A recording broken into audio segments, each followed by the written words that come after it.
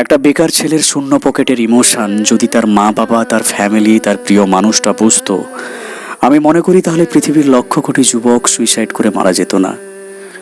প্রতিটা ছেলে জীবনে একটা স্বপ্ন দেখে, একদিন আমি সফল হব, আমি আমার মা বাবার জীবনের কষ্ট দূর করে দেব, আমি ফ্যামিলির মুখে হাসি ফোটাবো, আমি বাইক কিনবো, আমি বড় গাড়ি কিনবো, আমি আমার গাড়ির সিটে আমার বাবাকে মাকে বসিয়ে পুরো শহরটা ঘুরিয়ে দেখাবো। কিন্তু ভগবান সবার কপালে সফলতা লেখে না।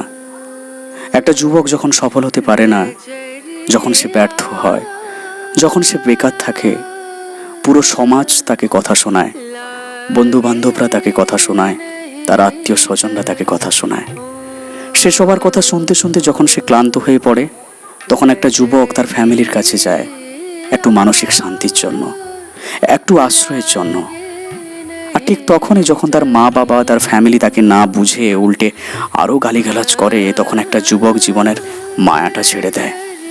তখন তার কাছে এই পৃথিবীতে বেঁচে থাকাটা মূল্যহীন মনে হয়।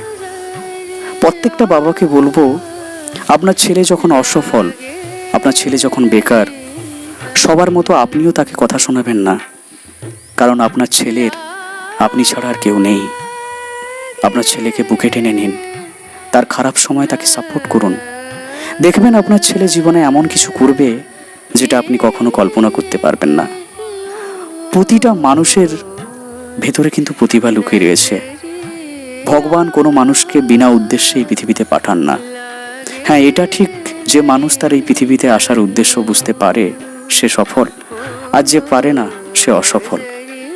যতদিন আপনার ছেলে বেকার থাকছে, যতদিন আপনার ছেলে অসফল, তাকে সাপোর্ট করুন, তাকে কাছে টেনে নিন, তার কষ্টটা বুঝুন।